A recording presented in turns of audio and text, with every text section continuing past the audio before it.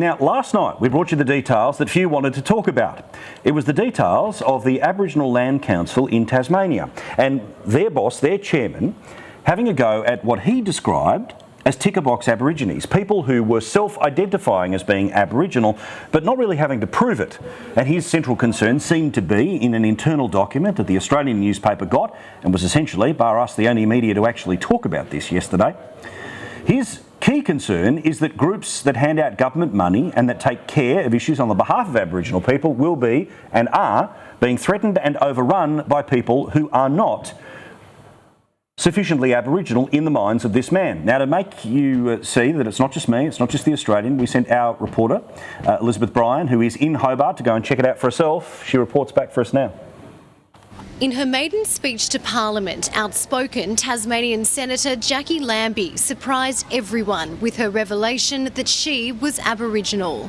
We trace our history over 6 generations to celebrate Aboriginal chieftain of the Tasmanian East Coast, Malagina. It was the first time the Senator had made any claims to Indigenous ancestry, provoking outrage among leaders of Tasmania's Aboriginal community. But with more people than ever now claiming Aboriginality, debate has been sparked as to what proof should be required to back these claims. Indigenous campaigner Rodney Dillon acknowledges it's an issue facing Tasmania's Aboriginal community. People always worry about being Aboriginal, that someone else is coming along and saying they're Aboriginal and they haven't done what they've done to be Aboriginal.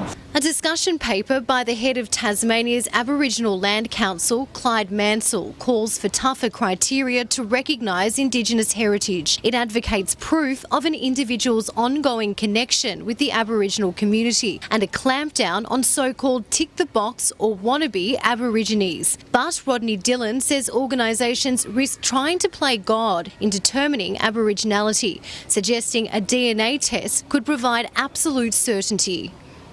Want one person to determine who's Aboriginal within the communities of Tasmania. I think that's up for a lot of people, not just one group. I think, let's have it where all groups have a say in who's who in this state. And if we don't like that, then perhaps we do need a DNA. Clyde Mansell insists his paper wasn't meant to be taken literally, but rather a starting point in discussions on modern-day challenges facing Aboriginality. Elizabeth Bryan, Sky News, Hobart.